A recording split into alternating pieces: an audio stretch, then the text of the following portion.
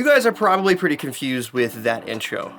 You might be asking yourself, why did you completely strip down the van? And why are there cabinets in this video? Well, the answer to the second is I filmed that portion well after I'm filming this portion now.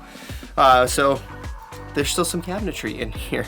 But the reason I have the whole van stripped down, I actually have some announcements I'm going to make for you guys, and that they're actually going to be at the end of this video. So if you are interested in learning about that, then make sure you guys watch till the end. But today's video, I want to go ahead and give you guys 7 mistakes that you should avoid when building your own camper van. So when we first built the van, we used these push latches, which are very common. You see them in the Winnebago Rattles and a lot of other DIY camper vans. They should keep the drawers from flying open, but the thing is, they really don't. And it's not fully the latch's fault. Some of that is the design that we did. But one of my big gripes with these, and it's more of a personal, like actually the one I bought rather than the actual style of these, but they get stuck a lot of the time. So you have to kind of like hit them to get them to pull out.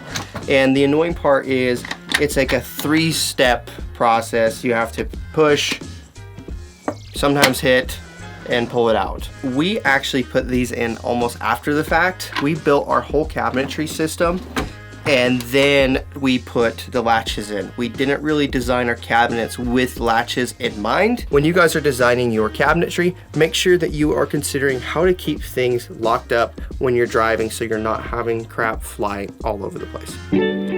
Now, the second mistake that I made is really honestly not a mistake, but more of a misplaced product, and that is the Induction cooktop. Now, this is more of a personal preference rather than a actual full-out mistake, but make sure you guys think through your cooking area, because if you do something fixed, that means that's the only place you can ever cook, and for me, that was a mistake. Getting rid of rattles is not always the easiest thing. Driving a Sprinter van, even with all of the sound editing and things like that, like they're usually a little bit louder than other things. Like it's just a part of driving a Sprinter. One of the things that rattles the most in this build that drives me absolutely crazy sometimes on highway driving is our flip-up countertop. These braces rattle constantly. Like a constant rattle. The problem is, I absolutely love this countertop. I use it all of the time when I'm out there. So having this is honestly worth it for the rattle, but there's other ways of doing a flip up like this or an extended countertop that we probably should have explored more.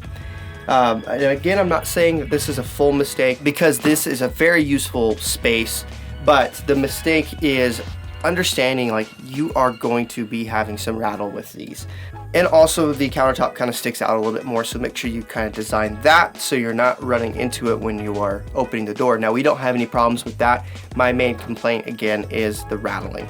I'm gonna jump in here real quick and introduce myself for those of you who are new to the channel. My name is Riley Clark. I am an outdoor nature photographer and filmmaker based out of Las Vegas, Nevada. So if you guys enjoy watching outdoor travel content and van life content and overlanding content, then this is the channel for you. I also like to teach photography and filmmaking from time to time, so if you are interested in learning that, even with your smartphone, then also you probably will enjoy the content I produce on this channel. But that is enough of the introduction and pleasantries. I'm not gonna knock my microphone away anymore, and we're gonna get back into the content that you clicked to watch.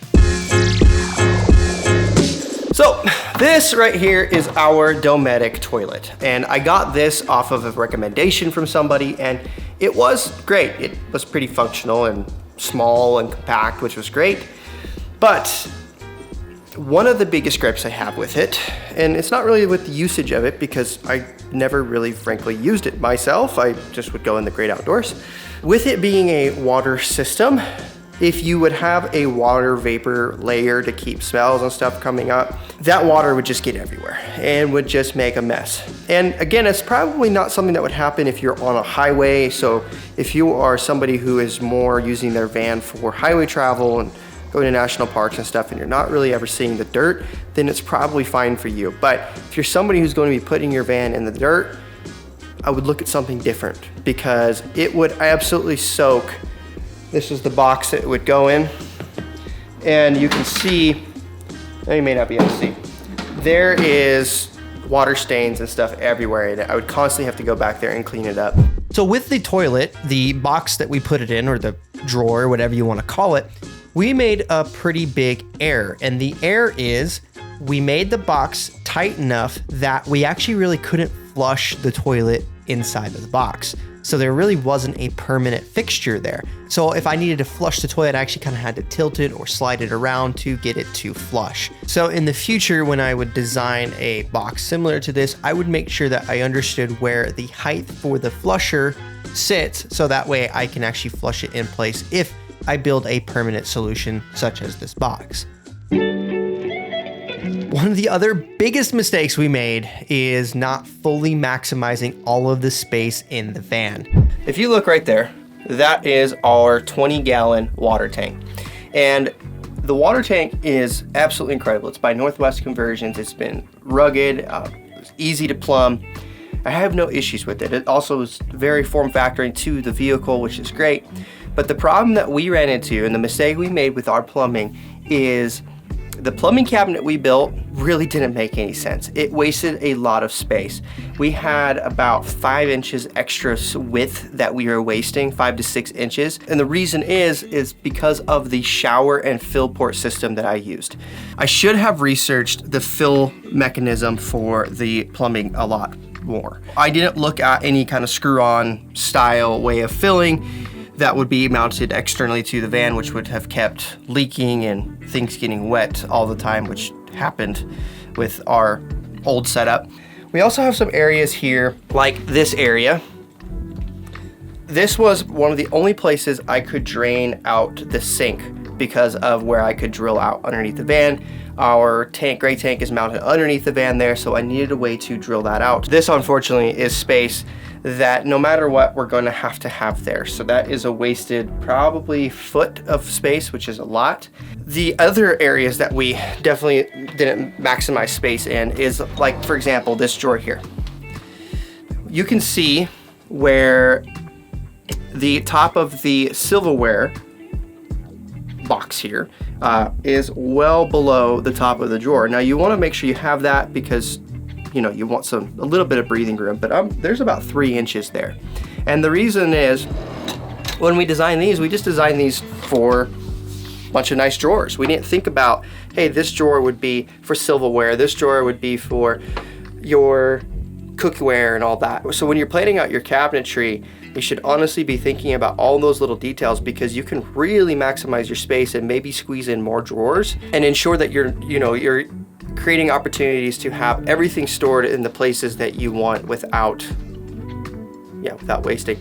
Like, another thing too, up here, this switch panel, it's nice, it's beautiful, but I could have shrunk this way down and stacked the switches a lot different, and I could have probably put this power outlet somewhere else and used all this space to maybe create either larger shelves or maybe another shelf here, or maybe mounting a microwave.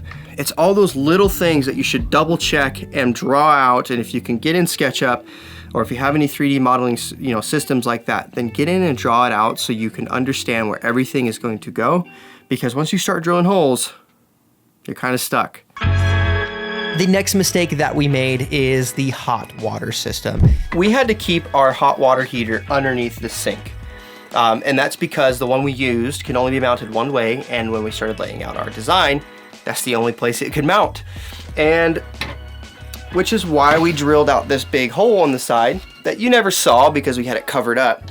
But that's where a lot of the piping and stuff like the tubing would come out for the hot water heater. The hot water exhaust or overfill went out through the bottom of the van, same way as the drain. But the problem is this nice big old shelf that we had took up that whole hot water heater, which is kind of back to the wasted space thing, but more so is the cost of space per effectiveness of the system wasn't there.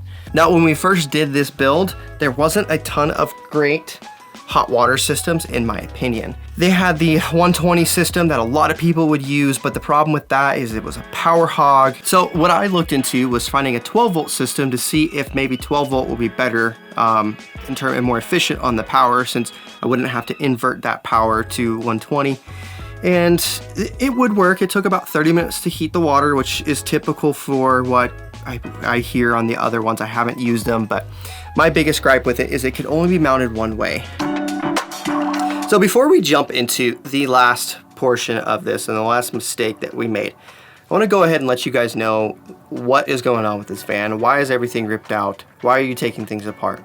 The reason is we are remodeling this van, and the reason we're remodeling it is for a few different reasons. One, it's great content for the channel. So I want to continue to make content about the van because you guys are enjoying it and I also enjoy making it.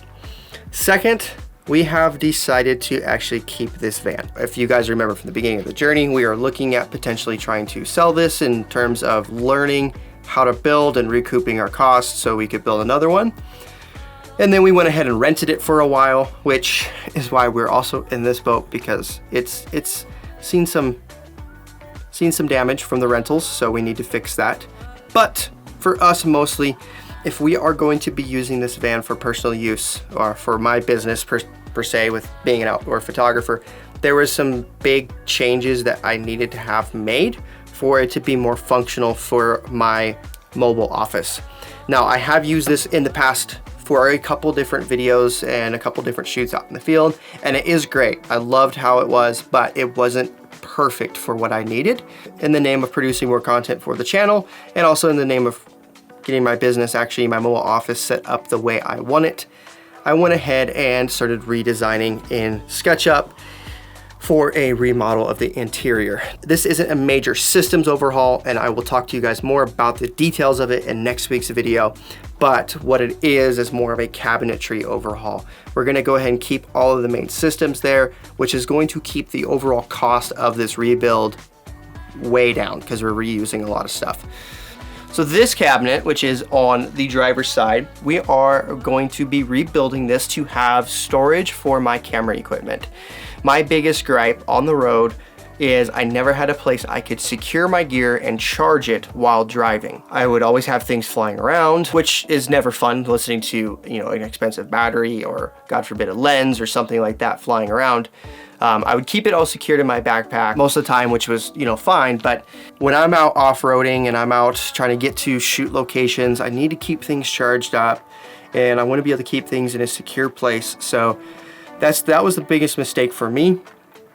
But I can be a little light on myself because I wasn't building this with that in mind in the future, or in the past. So, well, that is a wrap for this video, guys. If you guys have any comments, then let me know down in the comment section below. If you learned something or if there was something helpful from this video, please consider giving it a thumbs up. And lastly, make sure you guys subscribe if you are not already, and hit the bell icon to be notified when I post the next video, which is kicking off our next van build series, where we're going to be covering everything from plumbing and cabinetry and some really fun projects. So looking forward to sharing next week's video with you guys. So make sure you keep an eye out for that. But that is all for today.